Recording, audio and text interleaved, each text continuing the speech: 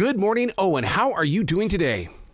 I'm doing well. How about you? Fantastic. I'm so glad that you have put this book together. And the reason being is because we're forgetting the stories of where music was once at. And we cannot forget about Mama Cass because it was such a vital time in music history. And I think as the younger generations discover these bands on streaming outlets, they don't know the story. They know the song, but they don't know the story. Right. Yeah, it's really true. I mean, and sometimes they don't even know the name of the band. Yeah. I mean, you can go to any kid and go, do you know who the Mamas and Papas are? And they won't know. But what they will know is California Dreamin'. They know the song. Yes. But they don't know anything about it, as you so righteously just pointed out. They don't know the story. You know, so it's nice. We don't know your story at all, and what I mean by that is that my daughter's father is a record producer, and he always used to tell me, he says, I don't want the fame, I just want the money. And the thing is though is that I don't, you know, until I met the daughter, I didn't know what her story was of, oh, it's just my dad, he's in the music business, blah blah blah blah blah blah blah. Was it the same way for you, that it's like, oh, my mom's got a job in music? Yeah, it's your normal. You know what I mean? People would, the inevitable question that people would ask is, wow, what's it like to have Mama Cass be your mom? Yeah. And I would be like, what does your mom do for a living? Because it's the same. You know, I mean, it's your frame of reference. It's your normal, you know? When she was writing music, because I still believe that she's still one of the most undiscovered artists of all time. Yes, she was with the Mamas and Papas, but we didn't get to really see her. Right. Well, until she went solo. Right. And even more so until she was not on the record label that she had been on with the Mamas and Papas. When she made a change and she went to RCA, she kind of got to write a little bit more of her own ticket. Do you believe that she helped shape music? I believe that she helped pave the way for other women and people of size to, be in an industry that, they hadn't previously been able to be in. Is it wrong for me to say that I did not ever see that? That I didn't see the size. What I always was so interested in were her facial expressions when she sang, because she believed it. She was just so into it, what she was putting out there with lyrics. Well, and especially in her solo, with her solo stuff, with It's Getting Better, with Make Your Own Kind of Music, with New World Coming, all of those songs have such a positive lyrical base. And I think that because she felt passionately about what she was singing about, that comes through. Yeah. One of the things that you've done in this story is that you openly admit that there were some walls that the two of you had to face. I mean, to break through those walls in this stage of the game, what was that like, that personal experience? Well, I think it was really hard. I think it was very difficult, but I'm sure it was very gratifying as well. Yeah. Yeah. She just wanted to be a singer, and she was going to do whatever she had to do to do it. I can't imagine being part of this in the way that, because I know what that's like when you want something so bad and it's not happening. And especially for a creative person, we tend to go inward. And when we do that, then things don't iron out the way we want them to. We start taking chances on things that don't work out. Yeah, that can definitely be the case. But I think with her, she knew what she wanted. She knew what she wanted from the time that she was, able to identify what it was. She always wanted to be in entertainment. She always wanted to be a singer. Yeah. And she knew that from the time that she was really young. Do you feel like this is an open door for people to finally get the real story? Because I know how radio people are. We pick it up out of a magazine, or we get it in Joel Whitburn's books, and then we get on the air and we say something about Mama Cass. But to me, it's like, well, we don't really know that. It's because it was just print. Now we have a story, and it's coming from you. Yeah. Thank God. Yeah. I'd rather you guys get it from me rather than the internet, Yeah. Yeah. And what I'm inspired by is the fact that we have become this generation that doesn't want to share the family story. So I love the idea that you are putting this out there so that we have something to hold on to. Well, I just loved actually putting all the dots together, you know, and having it all kind of make sense, you know, like just things that I didn't know about her, you know, like the fact that she struggled in school, you know, that she was made fun of in school, that she was bullied. I mean, all that stuff was news to me. But it didn't surprise me because she ended up being such a badass, Yes. you know, and those are the kind of things that make you a badass, you know, enduring people saying not nice things about you. All of that stuff makes you who you are. See, and what's inspiring about that is the fact that she wasn't a hider. So many people who are bullied or made fun of, they quickly go home and they hide in their bedrooms. But she was strong enough to step out. Well, she was no shrinking violet, as the saying goes. She was, you know, she knew what she wanted and she was going to go get it. Because of your book, this is the first time that I've learned what her real name is. Did she ever, because I know what a creative person does when they change their name, because I'm caught in it as well. Did she ever call herself Ellen? Because I'm Arrow on the radio, but man, when I make a mistake at home, it's Clarence, what are you doing? Clarence, stop it. Yeah. Well, the funny thing is that my name, Owen, when I was growing up, people would ask me what my name was, and I would say Owen, and they would think I was saying Ellen. And at one point, I remember going up to my mom and saying, "I don't like my name. Can I just change my name? I want to change it to Ellen because that's what everyone thinks I'm saying." I can't imagine her surprise. That was her name. I had no way of knowing that at that point, you know. So she had that. She was Ellen Naomi, you know. That's who she was. My God, that's a good radio name, Ellen Naomi. Mm-hmm. Oh my God, she'd get some numbers in LA with that name. It's true, right? You know, I was shocked to learn she was a single parent. But she had you. So therefore, there's the two. There's the camaraderie as well as the collaboration. She, you know, the odd thing about being famous was that she would do these big shows at the Mamas and Papas, you know, play Carnegie Hall, play all these great places. And when she was on stage, you know, men were screaming, "Oh, Cass, where are you staying?" You know, and she was adored on stage, but going back to her hotel room by herself. Mm-hmm. Mm-hmm. Mm-hmm. You know, and that feeling, I think, is actually what led her to the idea of, you know what, I'm going to have a baby because baby's not going to leave. Wow. You know, and she decided that she really wanted to have a baby and that she didn't necessarily want a husband or a boyfriend or anybody, you know, and that she could do it herself. You know, and she did. And it was not something that people were doing in those days. And she did actually, because she had gone into a platonic marriage with one of her bandmates in the early 60s, she was still actually married when I was born. So there was a name that she put on the birth certificate so that it didn't look funny. Yeah. You know? But he wasn't my biological father. Although I do call him sometimes and say, "Hey, it's your other kid." He's still around. He's still around. And I had his name till I got married. In that time period, when it came to the world of entertainment, television, and music, when somebody is a single parent, if Lucille Ball would have been there, she would have been off television. Was your mom ever afraid of that, of what people would think?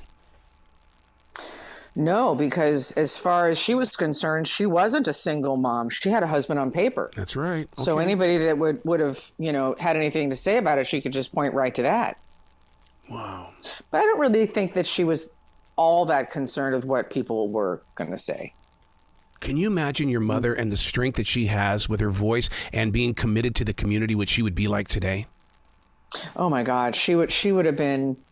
First of all, she would have been all over any kind of part of our society that needed to be lifted up, she would have been there. Yeah. She would have been there. Yeah. Every interview that I've listened to, and as well as listening to the music, she always spoke in tune. How important was that? Because I never hear her voice go in a downward motion, like I'm walking. I don't hear any of that. She was always up tempo, and the curve of was always on a positive note. Well, I think that that's what she, kind of showed everybody. And I'm sure she felt like that most of the time. But I don't think for any reason, I don't think she was always in that place. Yeah. But I think she was really, really good she was a great actress. Yeah. She could be whoever she needed to be. Did you grow up in Laurel Canyon? My God, I mean that I did. Oh, geez. So personally, what did you experience that these documentaries are missing? Laurel Canyon to me was just home. We were outside like until the street lights came on, and until the coyotes started howling. It was a great place to grow up. I get it that people are really fascinated with it and Laurel Canyon and how great and all that, but it was just where we lived, But there was some cool stuff. Yeah. Would you say that this book is perfect for women as well as men in the way of, as we get closer and closer to Mother's Day, that maybe we need to sit down and share the story of our own mother before it's lost? Oh, I think that's a great thing to say, for sure. Yeah. Yeah. I mean, it's important to know our stories. It's important to know where we came from. Exactly. Was your mother open to share stories? My mother was always very quiet, and we always said, well, it's because she came from the World War II era, and they just didn't talk that much. Well, I think that's a big part of it, but I think the next generation, like my mom's generation, were just starting to talk about their feelings. They were just starting to realize that it was okay to talk about their feelings. Definitely the generations before, they just, stiff upper lip. Yep. That was the way it was. But definitely as time went on, like I said, with my mom's generation, they were learning that they could talk about things. And then my generation just talks about it way too much. Yeah. Like, not sure where the caveat is, but it's right there. Oh, let's invent the internet so people can just let it all out, and then there's no more mystery about anybody. And then the next generation is just even more pathetic than the one before. And I can say that because I've got 2 kids in that generation. So. The way that you write, there is flow with your paragraphs. Were you listening to music while you were putting this together?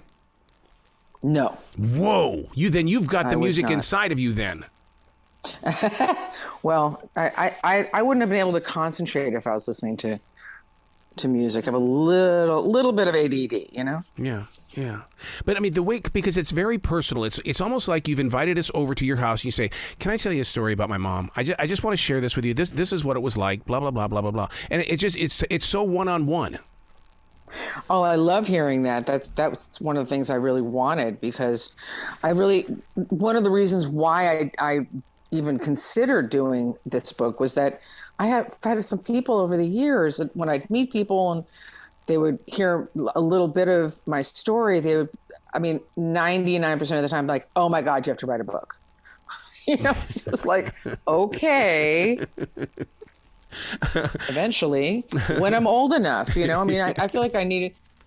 There's somebody was telling me the other day that I guess I'd been talking about doing this for a long time, but when I was talking about it like 20 years ago, that I had said to the person that I was talking to, yeah, this is great, but I'm not ready yet. I'm not ready. And I forgot that I'd had that conversation with that person.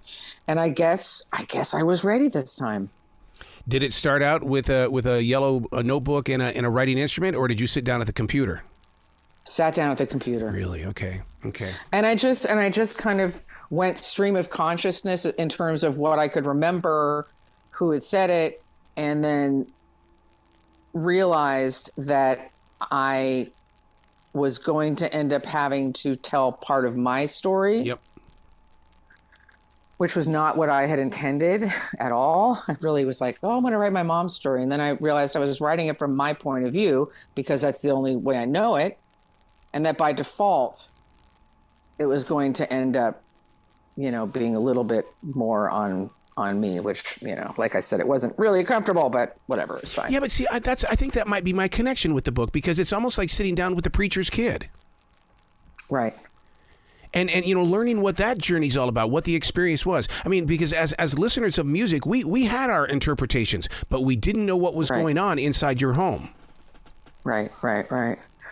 Well, if it gives a little bit of a peek, then fabulous. I'm glad that you talked about the stream of consciousness, because I'm a stream thinker, and I believe that's where everything is handed to you. Did you enjoy being in that space? Oh yeah, because I definitely found myself being more in touch with what I was writing. I can't remember if anything like amazing happened during the writing, like in terms of, oh my God, I forgot about this, or this happened or that happened. I'm sure that it did. And I think being in the moment is where you allow things like that to happen. For instance, when I was writing about the trip that my mom takes to drop me off at the airport. Yep. When I really got into that moment, and I was really focused on that moment, then I was able to remember smaller details, like her kissing me on each cheek before she left the airplane and telling me that she loved me so very much. Just when I got into that memory so deeply, I did have a couple of moments of like, oh yeah, that happened too. Oh, right. She did say that, So now that you've put it inside that computer and it's time to send it to the editor, was it an emotional moment? Oh my God. The truth is that it's funny you would ask that question, because I worked with a collaborative editor for like the first, 2/3 of the book. A friend of mine named Hope Edelman, who's a fantastic author. She wrote a book called Motherless Daughters that is sort of like the tome for any woman who's lost her mother. And she and I worked together for the first, three quarters of the book. And then I did the rest kind of on my own after having this amazing experience with her, like this kind of teaching, like it was like taking an intensive class, right? And so I sent the pages to my editor just so that he could see, my progress and how it was going. And I didn't hear anything back. And I tried not to get paranoid about it. And then when I spoke with him a couple of weeks later, he let me know that it was in copy editing. So he basically accepted what I had written. Wow. And sent it to final edit for the book. And I was like, wait a minute. I didn't know I was turning in my book. So it was definitely, it was not how I had imagined, but I had to really kind of go, okay, well, this is good news. This is good news. It means that they liked what I did. Wow. So I kind of had to stay in that place. But yeah, so that's what was it like turning it in? I didn't know if I was turning it in. It was very, last minute. I'm like, oh God, I guess I turned the book in. Okay. Owen, you've got to come back to this show anytime in the future. I love your storytelling, and it needs to be put out there. Thank you so much. Well, please be brilliant today, okay? I'm doing my best. Thank you so much.